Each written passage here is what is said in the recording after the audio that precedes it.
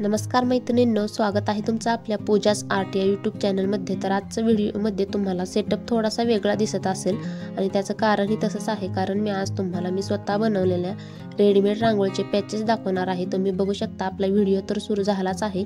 तर सुरुवात मी केली आहे ती म्हणजे महादेवाच्या पिंडीपासून आणि त्रिशूलापासून दाखवायला।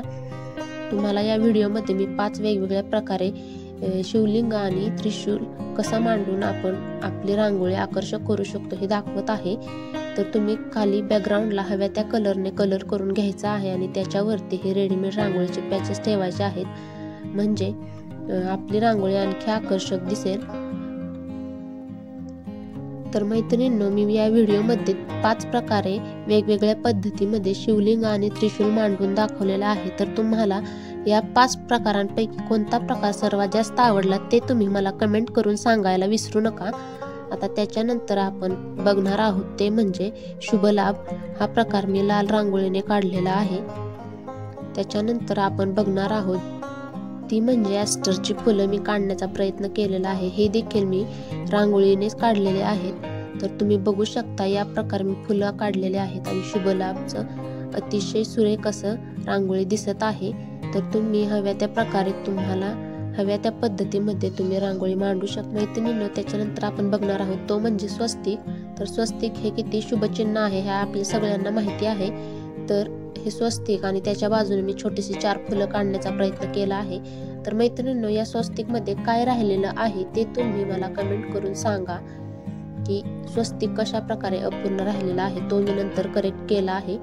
तर तुम्ही बघू शकता लक्ष्मीची पावले ही मी स्वस्तिक बरोबर काढलेली आहे। तर ती ही रांगोळी खूप आकर्षक दिसते आणि सोबतच मी 4 फुलेही दाखवत आहे। तुम्ही खाली हवी ती डिझाईन काढून त्याच्यावरती लक्ष्मीची पावले किंवा स्वस्तिक किंवा ही बाजूनी फुले मांडून आपली रांगोळी आणखी आकर्षक बनवू शकता।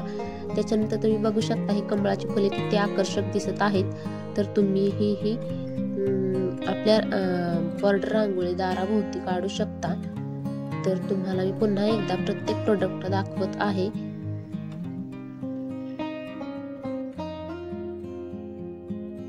मैत्रिणींनो, मी तुम्हाला आता दाखवलेल्या सर्व प्रोडक्ट मधील तुम्हाला कोणतं प्रोडक्ट सर्वात जास्त आवडलं हे कमेंट करून मला नक्की सांगा।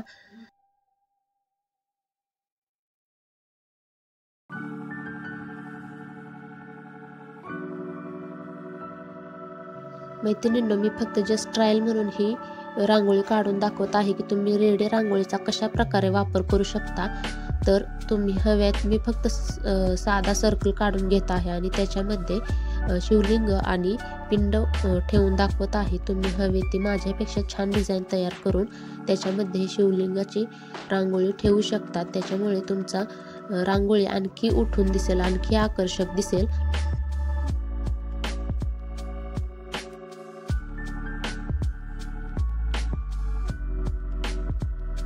खरं तर रांगोळी स्वतःच्या हाताने काढण्यात जास्त मजा येते, कारण वेगवेगळे आपल्याला हवे ते रंग आपण भरू शकतो रांगोळीमध्ये। पण बऱ्याचदा असं होतं की सणासुदीच्या दिवशी आपल्याला रांगोळी काढायला वेळ भेटत नाही किंवा घाई गडबडीत काढायचं विसरून जातो। तर आपण 5 मिनिटात ही रांगोळी अशा प्रकारे मांडून आपला वेळही वाचवू शकतो आणि आपली रांगोळीही म्हणजे आपलं रांगोळीच्या मदतीने आपलं अंगणही सुंदर करू शकतो। म्हणून हा मी प्रयत्न केलेला आहे।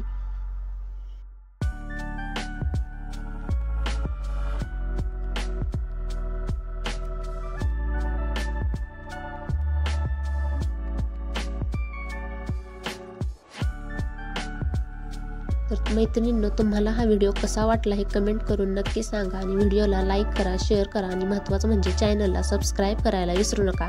धन्यवाद।